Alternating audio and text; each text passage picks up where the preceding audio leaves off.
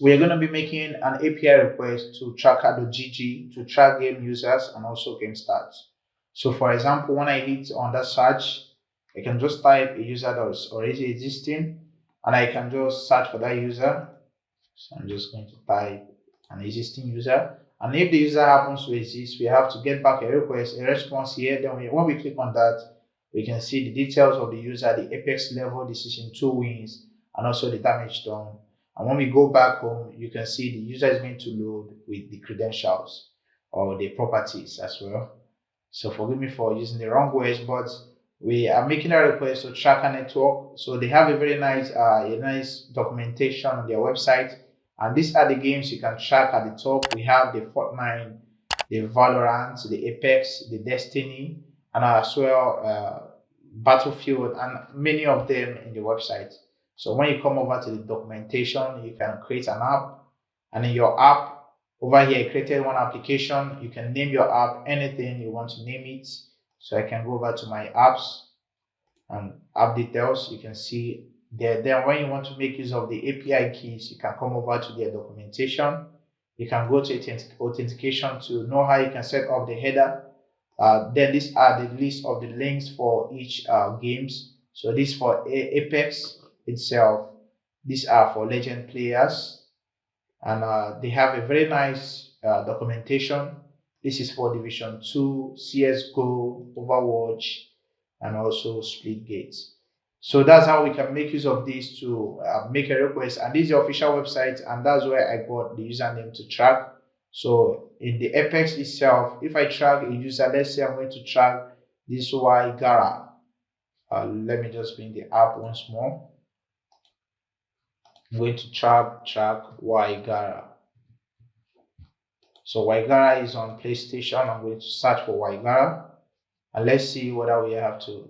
So you can see Waigara return, but Waigara and this same other guy is making use of the same icon.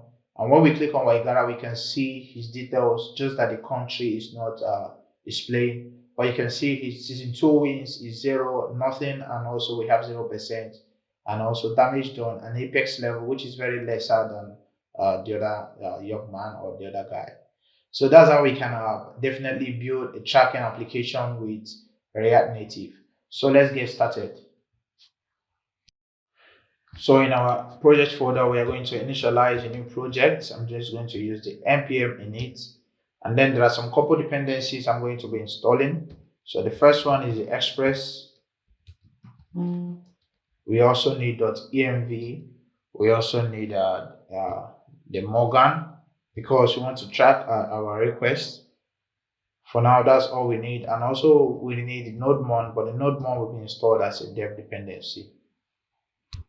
Right now, let's go ahead and install our NodeMon.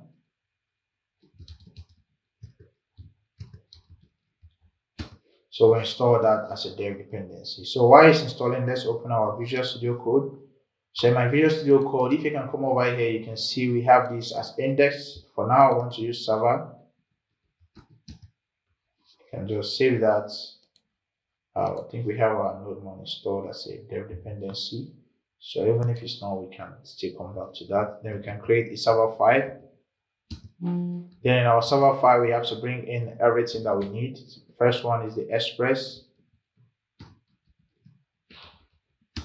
Second one is the Morgan that we are going to be using to log our requests on our server.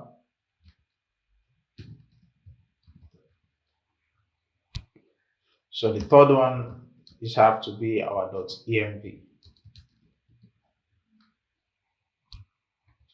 So beneath that, I have to bring down our Express function. So we just have to initialize the app.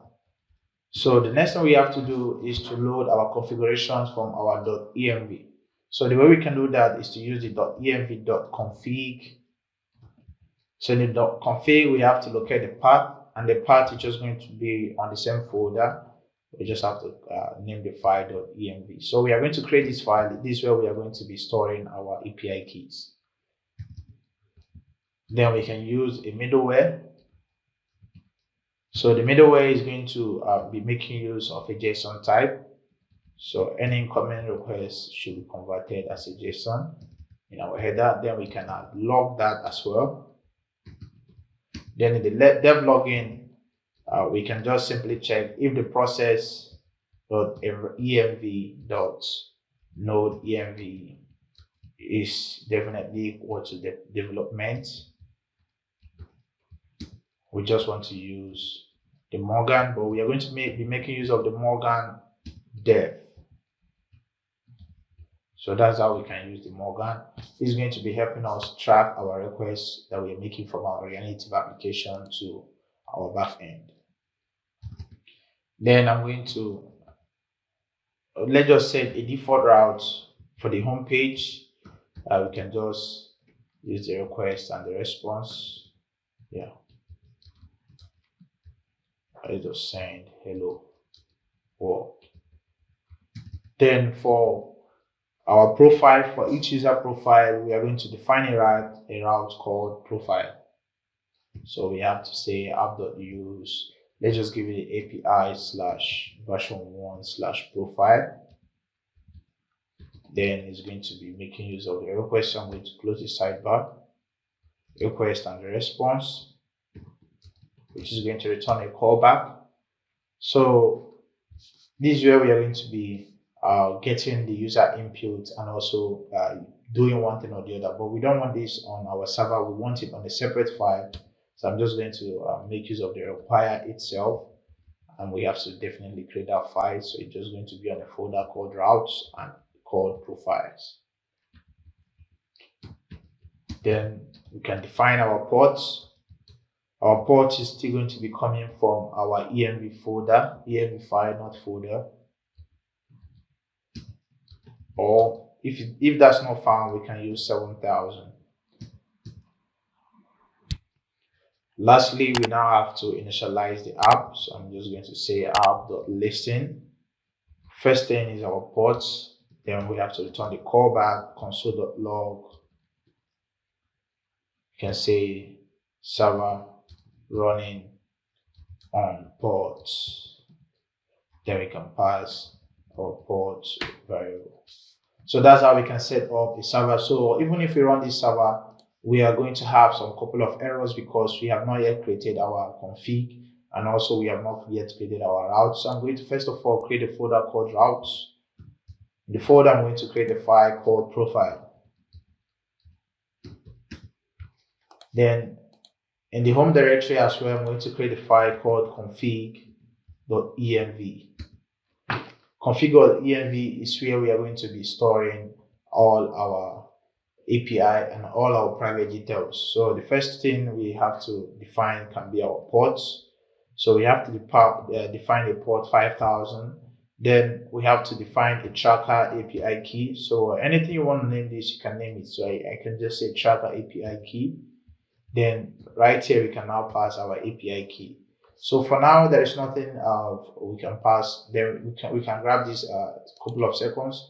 The next thing I'm going to do is to set this node environment as development.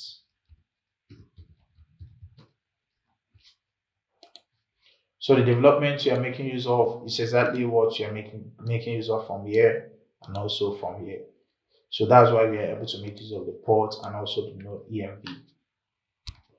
So you don't want the config.env to be in the routes folder, you want it to be on the home project folder. So make sure you move that to the home project folder. Right now, let's go ahead and add some couple of variables, which is the tracker API key and also the tracker API URL. So I'm just going to add one more thing called the tracker API.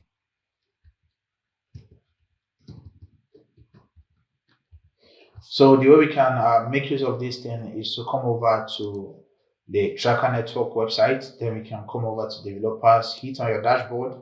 Now on your dashboard, you can hit on documentation. Then in documentation, hit on any of the games you are looking for. So if you check at the left, you can see a couple of lists of games. We have the Apex Legends. So right now, let's make use of Apex Legends. And you can see the three platforms that we can make API requests with.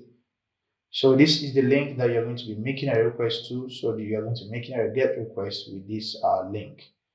Then you can pass the gamer tag and also the platform identifier. So with your API key, you are going to be sending a header at the bottom here. I think you're going to be sending a specific header. That's called TRN API something. So for us to see the header, you can get it here. Just hit on your authentication link on the left. So you're going to send in a header called TRN API key with your API key. So let's go ahead and grab our API key for Apex Legends. Let's grab the URL first, then we can grab the API key. So I'm just going to grab from here and stop here. Just go over to your code folder and you can paste that in the config.env. Then also, so let's grab the API key. Definitely you can find that in I think Apex Legends. Nope. Okay, we can find that in dashboard. Just come to dashboard, my apps. You can hit on your app. At the bottom here, you are going to see your API key. And you can see the warning here, make sure that this is private. So that's why you need a backend API for this. If you want to delete your app, you just type the app name, you can delete it. So at the end of this video, I'm going to just delete this app. So I can just come over here and paste the key. So we are done with that. And right now, let's go over to our our profile.js routes. So the first thing is to bring in Express as usual. Then we can define a router, which is going to be express.router. Then we can just export that. So I usually like doing this first because in the long run, you may even forget to export this and you are having a bunch of errors.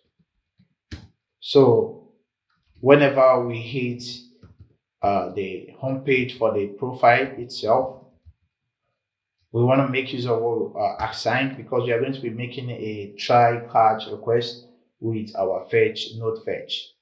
So for now, let me just put the request and the response. So at the top, one more thing we have to bring in is called the node fetch.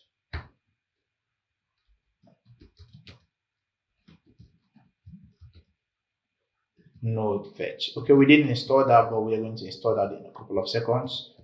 Then inside the route itself, we have to make sure we grab the gamer tag and also the platform from request.query. Then we can use the try catch to make a request with that. But before we make a request, remember we always have to set up our headers. So for now, let me just complete this.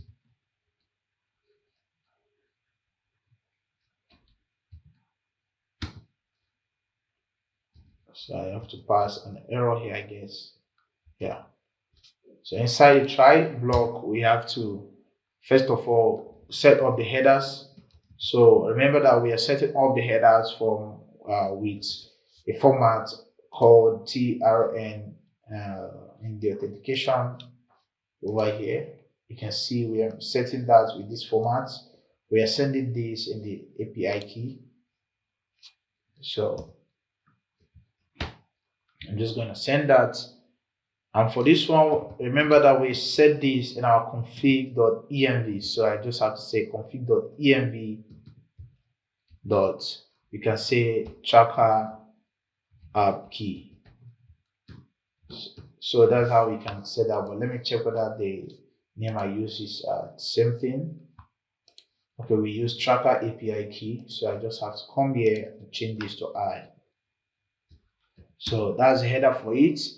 Then we have to right now make a request. So I just have to set this as response, which is going to make a request with the node fetch. And node fetch, the first thing it does is to accept the URL. So our URL is coming also from the tracker API URL in the config.env. We can still grab that by doing exactly this process.env.tracker API. We just have to change this to URL. Then we have to pass some couple of things as well. So I'm just breaking it down because I don't want this to go to the right a lot. But after, we can just format that it's going to stay on a straight line. So /profile / the first one is the platform, while the second one is the gamer tag. So when I still format this, it can still go to the straight line, but I think I'm using a word wrap. So, but as you can see, we don't have any errors. So let's kind of check what I've done here. You can see we are making use of the URL /profile / platform. And when we check in the website itself for the Apex Legends, that same thing we are doing exactly here, /profile / platform / gamer tag. So whenever we set a header, we have to pass it to our fetch request. So we have to just pass the headers over here. So that's it. That's going to make that request for us. Then we have to grab the data from the response. So what we just have to do is come down here, which is going to get the response.json. Then whenever our data returns, there are some couple things it's going to return. That is a data, like we assigned this to the data. So we have to check if there is any error. So we have to just say if data.errors and data.errors.rent, because it returned this as an array .errors .length is greater than 0. All we just have to do is to set our data.status. We can set this to false, because why I did set this to false right here is because in our React Native app, we can definitely dispatch something like sending, which is going to be a true value that's going to return a spinner icon. Then the return back will come from the back end that's either true or false, depending on whether the request was successful.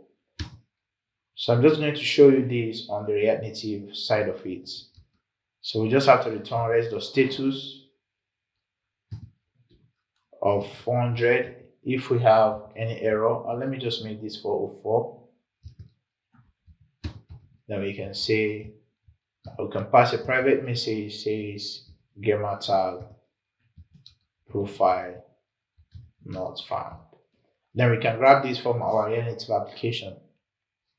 But in case we don't have any error, all we just simply need to do is to come down, set the data.status to true, because it's an object, and also we have to send res.status of 200, and we can send a JSON message of the data. It's already on JSON format, we don't need to wrap that on objects again. Then over here, if we have any error, we can just catch that error and send that back to the user. We can say server error.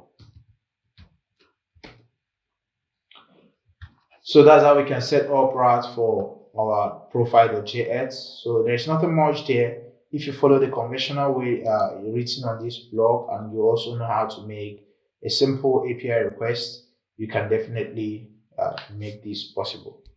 You can as well come to my channel and watch this video to have a proper understanding of how you can make use of Node.js and MySQL, or even Node.js and Express.js together with your React Native application. So back in our server.js, I made a mistake right here. You can just clear this out and just require the file directly. So it's been a long ride. Let's just run our application to see how far we've done. I'm just going to come here. I'm going to run our application, but first we need to set up that in our package.json. I'm just going to clear this.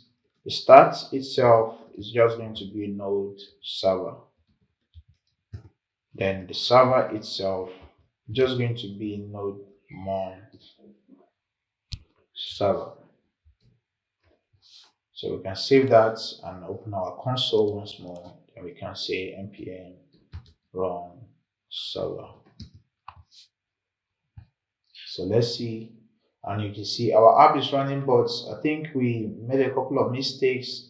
Okay, we couldn't find node fetch, which we forgot to install. So you can say npm install node fetch.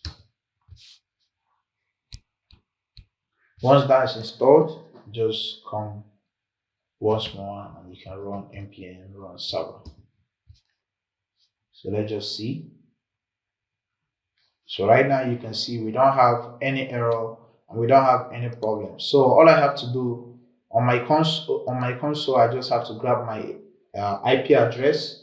So the way I have to grab my IP address is very simple. On your console itself, just type ipconfig. If you're on Windows, I think on Mac you have to type the ifconfig. Then you can just highlight this line of IP address, because that's going to be your URL. Then you can come over to your application or your React Native application. I'm going to add that to this project folder. So I'm just going to come to desktop apps, Android, let's say Fortnite. I'm just going to add that folder. Then I'm just going to come to help us. So guys, sorry that I'm delaying, but just for the good of us, I'm just going to paste this. Don't worry, my codes are not formatted, I'm just running a lot of things. So you can see exactly the same IP address that's exactly displayed in this place. So I just have to save that, and let's kind of try to make API requests to our application right now to see the outcome of what we've done so far. Inside the application, I'm going to type an already existing user. So I'm going to be making use of Nas. So the guy's name is hard to pronounce, but let's see the start button. And if this is successful, we have to see the user out. And when we click on this, you can see we have the user Nats with an icon user of Legend 1. And these are the statistics with the Apex level, season 2 wins and damage done. So let's check our console. And in our console, I'm just going to reduce this. In our console, you can see we have a 304 request status code sent back. That is because we have a 200 status code. That means successful. And right here in our server, we can be able to see that because of this model. So that's how we can definitely create a search engine for our game, or a search tracker API. So if you would want me to create for the UI, just like the way you see it on my screen, I would just want to see that on the comment box. If the comments appreciate, then I can take my time to do that. So thank you guys for watching. I hope this tutorial is insightful, and also it's something that you can take into being part of a business. And when you're done, you can upload that to Play Store to make sure that your app can be downloaded by others. So once more, thank you for watching. Make sure you hit the like button and also the subscribe button.